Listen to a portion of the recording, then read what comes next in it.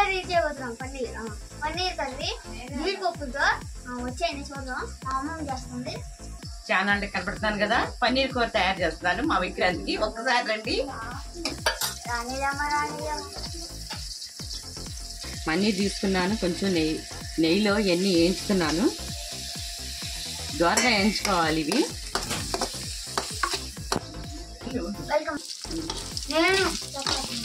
చూడండి, దోరగా వేగినాయి, ఇలా వేయించుకున్నాయి తీసుకొని పక్కన పెట్టుకోవాలి.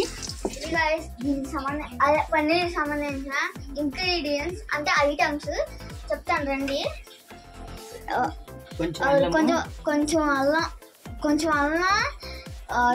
2 ఉల్లిపాయలు చిన్న చిన్న కోసుకోండి సన్నగా, చిన్నవి, 2 టమాటాలు, వేయించుకున్న జీడిపప్పు, మసాలా ఆకు, బిర్యానీ ఆకు, 1 పచ్చిమిరపకాయ, 2 లవంగాలు తీసుకోండి.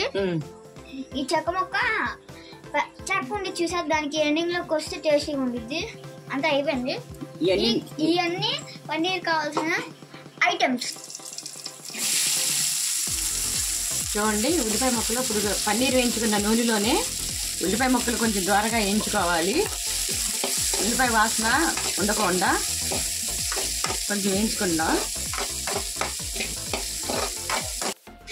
చూడండి, ఇంత లైట్గా వేగితే చాలు, ఎక్కువ వేగితే చిరిచేది వస్తుంది.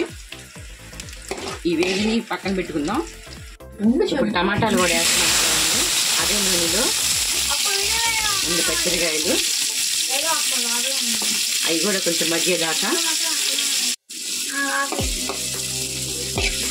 చూడండి, టమాటాలు కూడా మగ్గిపోయినాయి. చూడండి, గ్రైండ్ చేశాను. ఇప్పుడు ఇది అదే కళాయిలో కలావాకు, గ్రైండ్ చేసిన మిశ్రమాన్ని మొత్తం బాగా యాగనివ్వాలండి. ఇది మొత్తం వేస్తున్నాను. మిశ్రమం అంతా ఒక్కసారి మొత్తం అన్ని వేయించుకున్నవన్నీ మొత్తం మిక్సీ చేశానండి. అది మిక్సీ వేసుకుంది. ఇప్పుడు మళ్ళీ నూనెలో వేయించుకుంటున్నాను. అది బాగా దగ్గరగా అయ్యేదాకా వేయించుకోవాలి, పచ్చివాసన పోయేలాగా. నూనె బాగా ఏగింది, నూనె బాగా పైకి తేలుతుంది. నూనె ఇలా తేలితేనే ఏగినట్టు. ఇప్పుడు దీనిలో వాటర్ పోసుకుందామండి.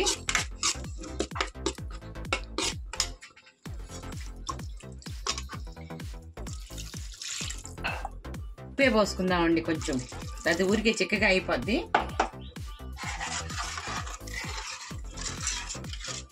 కొంచెం బాగా తెల్లాలి.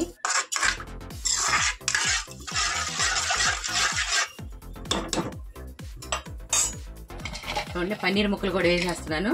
కొంచెం అందులో ఉడకాలి కదా.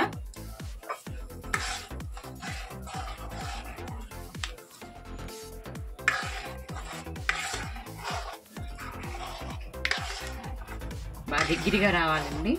కొంచెం మరగనిద్దాము.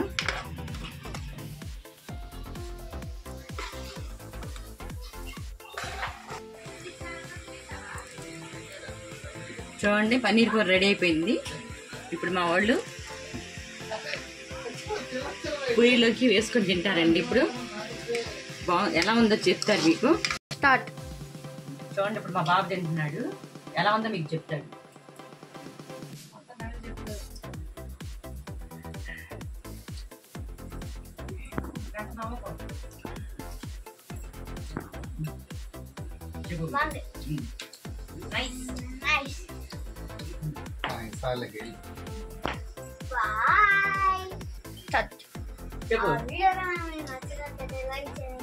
షేర్ చేయండి, సబ్స్క్రైబ్ చేసుకోవడం మాత్రం మర్చిపోవద్దు. Bye bye.